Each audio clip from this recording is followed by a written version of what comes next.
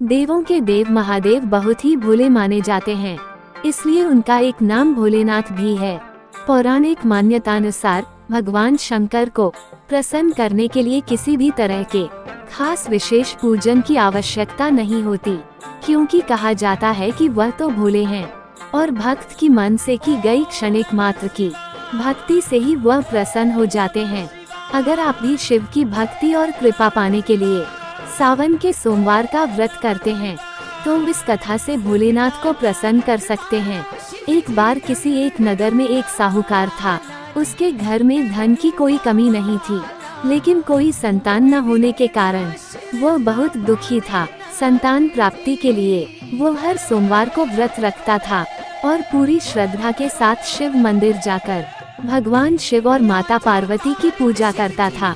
उसकी भक्ति देखकर एक दिन मां पार्वती प्रसन्न होकर भगवान शिव से साहूकार की मनोकामना पूर्ण करने का निवेदन किया। पार्वती जी के आग्रह पर भगवान शिव ने कहा कि हे पार्वती, इस संसार में हर प्राणी को उसके कर्मों का फल मिलता है और जिसके भाग्य में जो हो उसे भोगना ही पड़ता है। लेकिन पार्वती जी ने साहूकार की भक्ति देखकर उसकी मनोकामना पूर्ण करने की इच्छा व्यक्त की। माता पार्वती के आग्रह पर शिवजी ने साहूकार को पुत्र प्राप्ति का वरदान तो दिया, लेकिन उन्होंने बताया कि यह बालक 12 वर्ष तक ही जीवित रहेगा। माता पार्वती और भगवान शिव की बातचीत को साहूकार सुन रहा था, इसलिए उसे ना तो इस बात की खुशी थी और ना ही दुख। वह पहले की भांति शिवजी की पूजा करता रहा।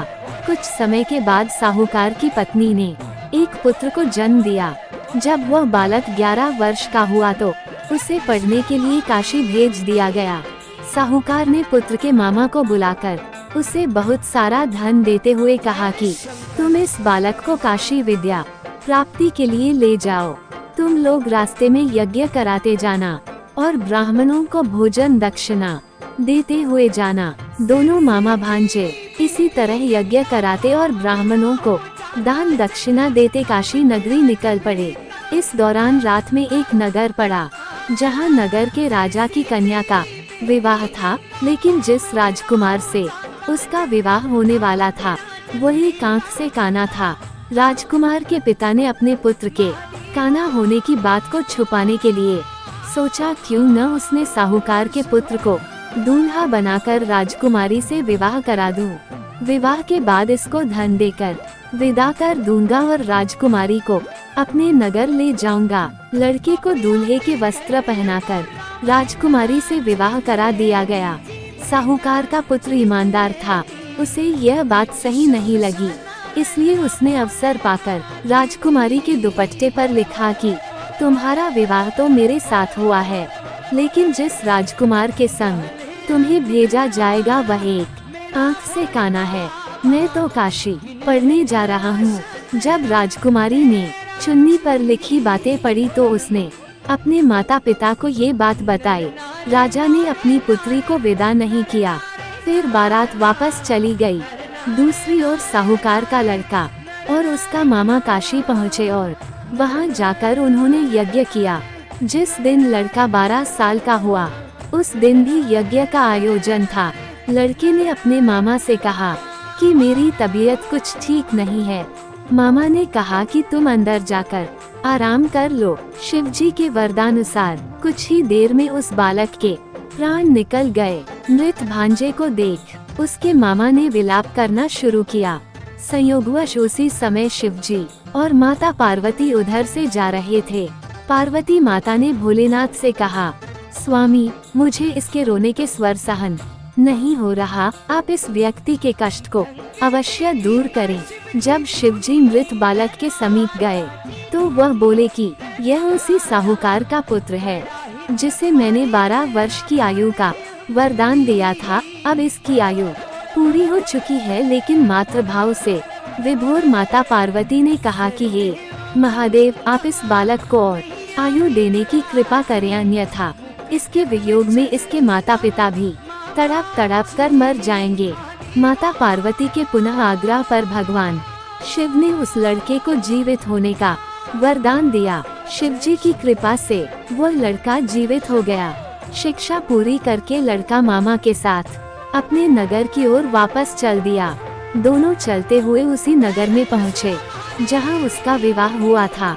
उस नगर में भी उन्होंने यज्ञ का आयोजन किया। उस लड़के के ससुर ने उसे पहचान लिया और महल में ले जाकर उसकी खातिरदारी की और अपनी पुत्री को विदा किया।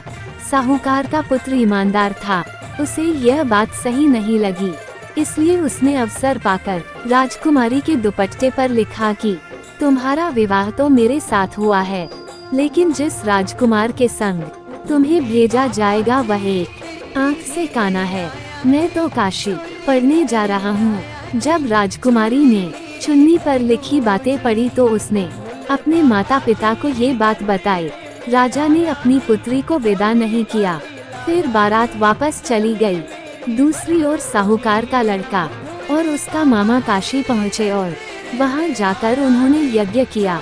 जिस दिन लड़का 12 साल का हुआ उस दिन भी यज्ञ का आयोजन था। लड़के ने अपने मामा से कहा कि मेरी तबीयत कुछ ठीक नहीं है।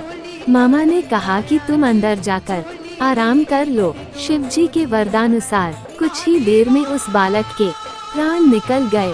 मृत भांजे को देख उसके मामा ने विलाप करना शुरू किया।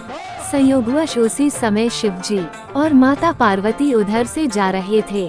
पार्वती माता ने भोलेनाथ से कहा, स्वामी, मुझे इसके रोने के स्वर सहन नहीं हो रहा, आप इस व्यक्ति के कष्ट को अवश्य दूर करें। जब शिवजी मृत बालक के समीप गए तो वह बोले कि यह उसी साहूकार का पुत्र है जिसे मैंने 12 वर्ष की आयु का वरदान दिया था। अब इसकी आयु पूरी हो चुकी है, लेकिन मातृभाव से विभोर माता पार्वती ने कहा कि हे महादेव, आप इस बालक को और आयु देने की कृपा करें, अन्यथा इसके वियोग में इसके माता पिता भी तड़प तड़प कर मर जाएंगे। माता पार्वती के पुनः आग्रह पर भगवान शिव ने उस लड़के को जीवित होने का वरदान दिया। शिवजी की कृपा से वो लड़का जीवित हो गया। शिक्षा पूरी करके लड़का मामा के साथ अपने नगर की ओर वापस चल दिया।